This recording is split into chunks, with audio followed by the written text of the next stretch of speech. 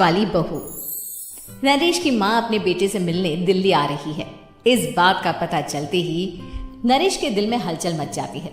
नरेश अपनी माँ के स्वागत की तैयारी में लग जाता है। साथ ही उसे डर भी सताने लगता है कि उसकी माँ कहीं अपनी पुरानी जिद पर फिर से बैठ ना जाए। हे भगवान, इस बार बचा लो, अगले साल पक्का माँ की जिद पूरी कर दूंगा। तभी दरवाजे की घंटी बजती है।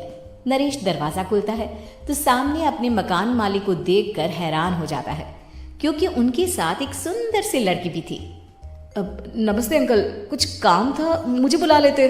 आपने क्यों कष्ट किया? अरे नहीं नहीं, इसमें कष्ट कैसा, मैं तो बस तुम्हें रीना से मिलवाने आया था।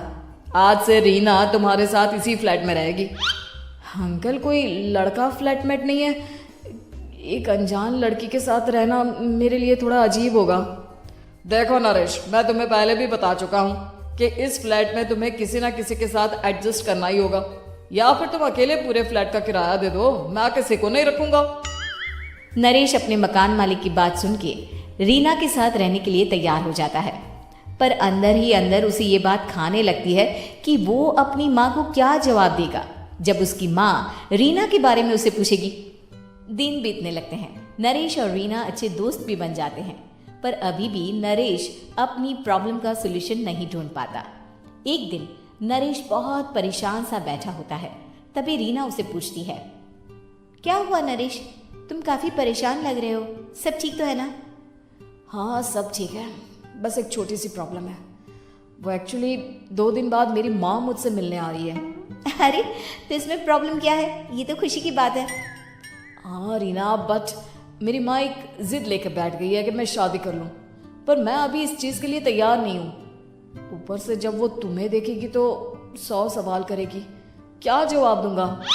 अरे इसमें कोई टेंशन वाली बात नहीं है, मेरे पास ना इस प्रॉब्लम का सोल्यूशन है, जिससे ना तुम्हें शादी करनी पड़ेगी और ना ही तुम्हारी माँ मेरे बारे में कुछ पूछेंगी। रीना की बात सुनकर नरेश सोच में डूब जाता है।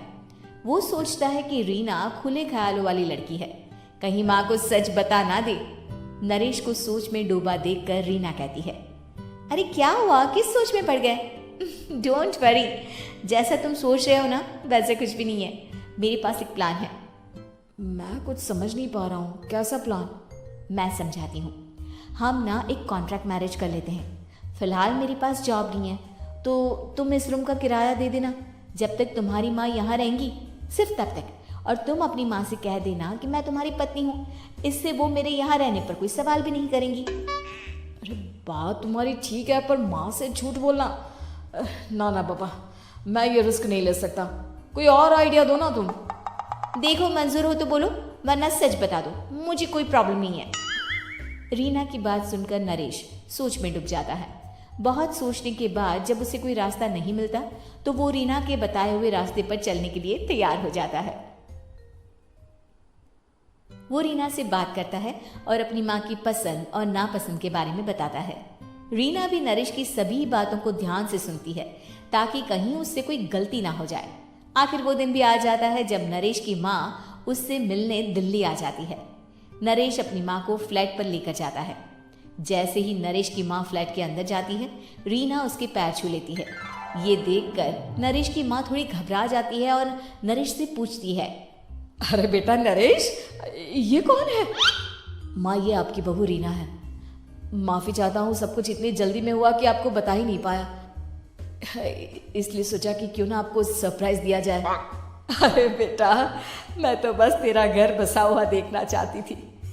हाँ, बहुत अरमान थे अपनी इकलौती बेटी की शादी को लेकर, लेकिन कोई बात नहीं, शायद किस्मत को यही मंजूर होगा।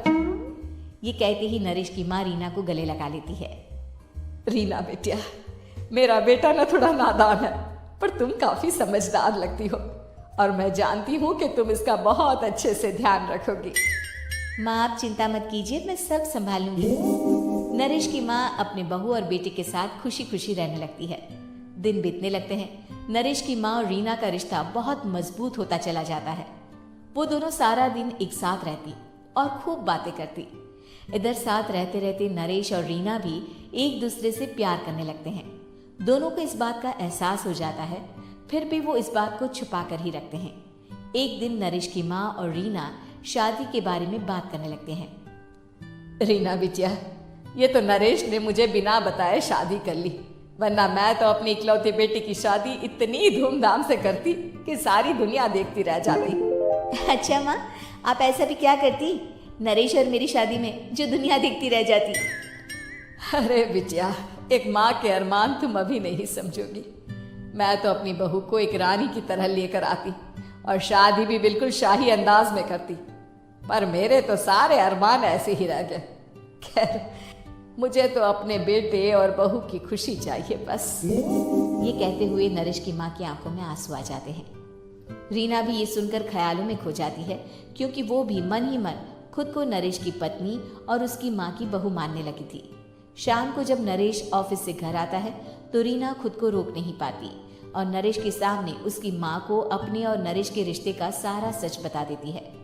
रीना की बात सुनकर नरेश की माँ दोनों से बहुत नाराज हो जाती है और घर वापस जाने की बात करने लगती है।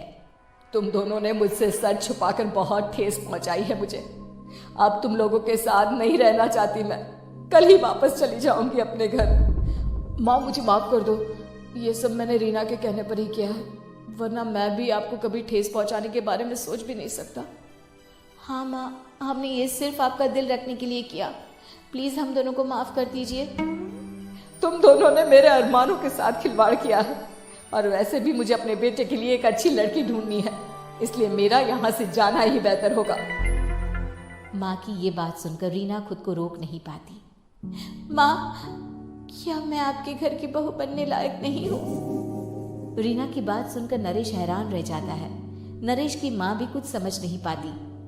मैं कुछ समझी नहीं, आखिर तुम कहना क्या चाहती हो?